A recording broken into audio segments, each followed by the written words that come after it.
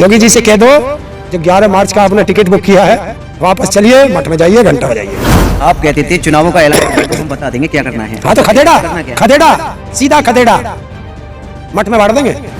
भेजो, ऐसा इलाज करेगा किसान और मजदूर और युवा बैठा है, महिलाएं बैठी हैं सम्मान के लिए। आओ ना, वैक्सीन तैयार है। लूट मचा रखी है राम के नाम पे। हाँ, डंका बज रहा है, उनके साथी छोड़ के भाग रहे हैं, जहाज डूब रहा है। योगी जी से पूछ के बता कोई।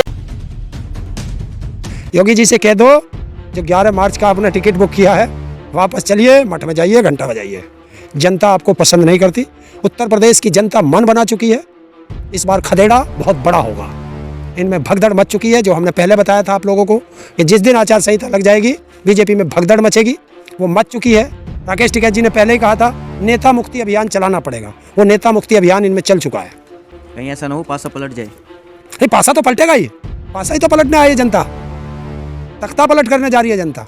नहीं, योगी जी की तरफ पलट जाए। नहीं, वहाँ नहीं पलटेगा। आपने सोचा वो उल्टा हो जाए। ऐसा नहीं होगा। जनता का मूड देखो। जब हम लोग जमीन पे रहते हैं, हम जमीन से जुड़े हुए लोग हैं, तो हमें एक एक चीज़ की खबर रहती है। वो भी तो जमीन पे। वो जमीन पे नहीं रहते, वे आसमान पे उड़ते हैं, क्योंकि उनके विकास के पोस्टर भी कर्नाटक में लगते हैं, दिल्ली के कनॉट प्लेस पे लगते हैं, उत्तर प्रदेश में नहीं लगते। सन्यासी हैं वो, जमीन पर ही रहते हैं। सारा कुछ त्याग दिया उन्होंने देश हित के लिए। आप ऐसी बात कर रहे हो कि जमीन पर नहीं रहते। कौन कह रहा देश हित के लिए? देश हित के लिए नहीं, वे साधु नहीं है, स्वाधु हैं। सत्ता का स्वाद चखने के लिए स्वाधु हैं। देश हित के लिए। देश हित में कोई नहीं कर सकता। ये देश के विनाश के लिए किया जा रहा है। आपको दिख नहीं रहा है उनका काम? बताओ कौन सा काम? चलो आप बता दो 5 काम। राम मंदिर बन गया। राम मंदिर से किस बच्चे को नौकरी मिलेगी? अपने धर्म को लेके तो मतलब ये देश धर्म से नहीं चलता, ये देश संविधान से चलता है। संविधान की बात कर, धर्म की बात मत कर। लेकिन धर्म भी तो तुम राम की बात करोगे, हम काम की बात करेंगे। काम की बात कर। लेकिन आपको ये नहीं दिख रहा है कि यूपी में चल रहा है कि जो राम को लाए हैं हम उनको लाएंगे। क्या फिर से एक बार भगवा लहराएंगे। राम को लाए? अरे जरा उनसे कहो सोच के बोले। उन्हें उनकी औकात है कि भगवान प्रभु राम को ला सकते हैं। ये तो वे लोग हैं जो प्रभु राम के नाम पर चंदा भी खाते हैं। ये तो चंदा चोर हैं, चंदा चोर हैं। ये तो भ्रष्टाचारी है राम के नाम पर। लूट मचा रखी है राम के नाम पे। हाँ, डंका बज रहा है, उनके साथी छोड़ के भाग रहे हैं, जहाज डूब रहा है, साथी छोड़ के भाग रहे हैं। मतलबी हैं कुछ लोग, मतलबी होते हैं। मतलबी होते हैं कुछ लोग, हर पार्टी में होते हैं। वो इधर से उधर जाते रहते हैं, सब होता रहता है। कितना देखो, कल देखते और परसों देखते। मैं 2 दिन लखनऊ में रहा हूँ, मैंने देखा है बीजेपी के दफ्तर पर आदमी तो छोड़ो, योगी बाबा के सांड भी नहीं थे। आदमी तो थे ही नहीं, सांड भी नहीं थे। और ऐसा मैंने अपने जीवन में किसी भी राजनीतिक पार्टी के दफ्तर पर पहली बार देखा है। आप क्या करने गए थे दफ्तर? मैंने बताया ना, मैं जमीन का आदमी, उस रोड से निकला जा रहा था ना, विधानसभा के सामने इनका दफ्तर है। अब आप बीजेपी के दफ्तर भी जाने लगे? नहीं, वो तो निकल के जा रहा था ना, रास्ते वहीं से रास्ता है, ऑटो से जा रहा था मैं, तो मैंने देखा है। और मैं अचंभित था कि ऐसा होता नहीं है कि एक सत्ताधारी पार्टी के ऑफिस पे 2 व्यक्ति ना हो। मैं अचंभित था। तो ये मुझे तभी मैं समझ गया था कि जनता बहुत बड़ा परिवर्तन करने जा रही है। आपने एक और खबर सुनी होगी 80 और 20 का आंकड़ा जो दिया है। हाँ? कि ये लड़ाई 80 और 20 की है। तो पूछ बताते 80 कौन है 20 कौन है, बता दे उनसे, पूछो 80 कौन है 20 कौन है। आपको नहीं पता ना? बताओ। ऐसा तो नहीं वो सीधा इशारा कर रहे हैं कि सभी हिंदुओं को एक हो जाना चाहिए? तो बताएं हाथरस की बेटी 80 में है या 20 में? अपराधियों को सजा मिली है? अपराधियों को सजा मिली। बताओ गोरखपुर में जो वो मनीष गुप्ता की हत्या हुई 80 में या 20 में? बताओ जो गंगा के किनारे लाशें बिछी वो 80 में या 20 में? बताओ लाल कृष्ण आडवाणी का दामाद 80 में या 20 में? बताओ मुरली मनोहर जोशी का दामाद 80 में या 20 में? बताओ मोहन भागवत की भतीजी का पति 80 में या 20 में? बताओ वे जो इको गार्डन में लाठियां खा रहे हैं बच्चे, वो 80 में या 20 में? बताओ इलाहाबाद में जो बच्चे लाठियां खा रहे हैं वो 80 या 20 में? बताओ वे जो 13 महीने सड़कों पर पड़ के आए किसान, वो 80 में या 20 में? जवाब दो। योगी जी हिंदुत्व का परचम लहरा रहे हैं। क्या अगले पीएम के तौर पे उनको देखा जा रहा है, और आप कह रहे हो कि यूपी में उनका मतलब खदेड़ा होगा। चपरासी भी नहीं बनाएगी देश की जनता। नफरती लोगों से नफरत करती है देश की जनता। बताओ ना, मैं तो योगी जी से पूछ रहा हूँ, तुमने उनका सवाल किया है। बताओ ना, वो किसान 80 में या 20 में? बताओ। लेकिन आपकी ये मुरादनगर में जो लैंटर गिरा वो 80 में 20 में, जो वहाँ लोग मरे? लेकिन आप जिन लोगों को तुम अंतिम संस्कार के लिए लकड़ी भी नहीं दे पाए, बताओ वो 80 में थे या 20 में? लेकिन आपकी मांगे तो मान ली गई। क्या मान ली? आपका समझौता हुआ है। क्या? इतना गुस्सा क्यों दिखाते हो? बताओ। एमएसपी पे गारंटी का कानून बताओ। बताओ हमारे गन्ने का पेमेंट हो गया क्या? बताओ। बिजली के बिल हमारे उत्तर प्रदेश में पूरे भारत से सबसे महंगे क्यों हैं? बताओ। हमारे बच्चों को रोजगार मिला, बताओ।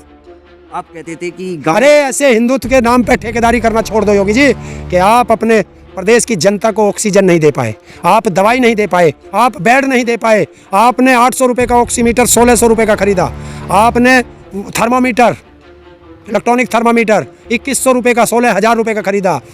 आपने 40-45 हज़ार रुपये का, 1.25 लाख का जो वो था वेंटिलेटर, वो 5-5, 10-10 लाख में खरीदा। ये भ्रष्टाचार नहीं तो क्या है? कुछ लोग कहते हैं योगी जी नहीं होते तो पता नहीं क्या होता। हाँ, देश बच जाता, इतनी मौत नहीं होती।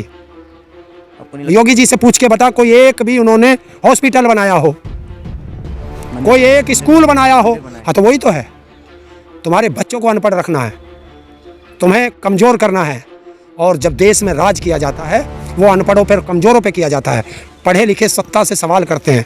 तो यही तो आरएसएस की चाल है कि इनको शिक्षा नहीं देनी, इनको कच्छा पहनाना है और मंदिर में घंटा बजवाना है। अब तो फुल पैंट है। अब तो फुल पैंट। हाँ वही, एक अच्छा और फुल पैंट एक ही होती है। मंदिर में क्या करना है बताओ? मंदिर में क्या करना? किसी भी गांव के अंदर चला जा, 5-10 मंदिर मिल जाएंगे, मिल जाएंगे। तो फिर वही वो मंदिर क्या ज़रूरी है? तो बनते रहते मंदिर। सरकारों के काम नहीं होते मंदिर बनाना, मस्जिद बनाना सरकारों का काम नहीं है, गुरुद्वारा बनाना सरकारों का काम नहीं है, गिरजाघर बनाना सरकारों का काम नहीं है। ये आम जनता है, अपने धर्म के हिसाब से अपने आप बना लेती है। आप कहते थे चुनावों का ऐलान कर दो, हम बता देंगे क्या करना है। हाँ तो खदेड़ा, करना क्या है? खदेड़ा, सीधा खदेड़ा मठ में बांट देंगे। 2022 में मार्च में 14 तारीख से शुरू हो जाएगा। ये पश्चिम के लोग हैं, पहले फेस में आ रहे हैं, दूसरे फेस में आ रहे हैं, और इनको करते ही आवाज़ लगेगी चलो पूरब की ओर, तो पूरब की ओर चल देगा फिर ये। आप कहते थे इलाज होगा। हाँ तो इलाज तो हो ही रहा। भेजो, ऐसा इलाज करेगा किसान और मजदूर और युवा बैठा है, महिलाएं बैठी हैं सम्मान के लिए। आओ ना, वैक्सीन तैयार है। इसीलिए आप गांव में आके यहाँ कुटिया में बैठे हो। कहाँ? यहाँ पे। ये तो गांव है, गांव में तो रहना ही है, इलाज नहीं होना। आप तैयार बैठे हो चुनाव? मैं नहीं, पूरा देश प्रदेश के लोग तैयार बैठे हैं। आओ तो सही। मतलब पूरी तैयारी में इसलिए बैठे हो कि जैसे ही चुनाव होते हैं वैसे। आप अभी मतलब बोल रहे थे कि हम गांव-गांव जाएंगे। हाँ मैं तो चल रहा हूँ, निकलता हूँ, रोज गाँव निकलते हैं, जगह जगह जाते हैं। फिर से लोगों को भड़काओगे? भड़काना क्या है? उनको बताना है कि 13 महीने की किसान की तपस्या भूल ना जाना, माताओं बहनों के सिर फूटे हैं भूल ना जाना, 55,000 मुकदमे हैं भूल ना जाना, लखीमपुर खीरी की घटना में टेनी को भूल मत जाना, और जो इन्हें भूल जाएगा वो किसान नहीं होगा। भूल मत जाना युवा कि वो 2 करोड़ नौकरी का वादा था, क्या हुआ?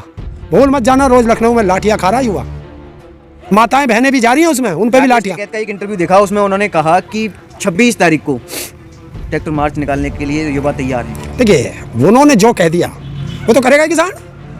वो मेरे सेनापति हैं और सेनापति का आदेश सेना मानती है। फिर से आप धमकी दे रहे हो दिल्ली जाने की? दिल्ली जाने की कहाँ कही उन्होंने? गलत नहीं पत्रकार महोदय। नहीं, ये अभी दिल्ली जाने को नहीं, मतलब 26 तारीख को तो रैली निकालेंगे या मार्च निकालेंगे, लेकिन सरकार को धमकी दे रहे हो कि अब जब जाएंगे तो सीधा संसद पे जाएंगे। हर रोज कहाँ जाएंगे? कानून संसद में बना है, संसद में तो हमारे प्रतिनिधि बैठे हैं, तो उनको देखेंगे नहीं कि जिसको हम चुन के भेज रहे हैं वो क्या करता है वहाँ जाके? मोदी के बराबर में बैठ के बिरयानी खाता है क्या वो देखेंगे?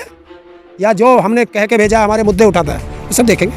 अगर मान लो बीजेपी फिर से आ गई तो फिर क्या करोगे आप? आंदोलन, हम तो आंदोलनकारी है। मतलब बीजेपी को हटाने का आंदोलन है या फिर अपने काम को लेके? सत्ता से सवाल करना, अपने अधिकारों के लिए सवाल करना, वो आंदोलन है। हर मुद्दे पर आंदोलन होगा, मीडिया के खिलाफ भी एक आंदोलन होगा। बीजेपी आ रही है फिर से? ना, जा रही है। 300 पार नहीं होंगे इस बार? है 300 पार नहीं? 0 हटा दे इसमें से एक, मतलब 30 पे ही 0 हटाना एक, बस इतना देख ले। ऐसी लहर है इस बार उत्तर प्रदेश की जनता में कि इतना बड़ा खदेड़ा करेगी कि सोचते रह जाएंगे।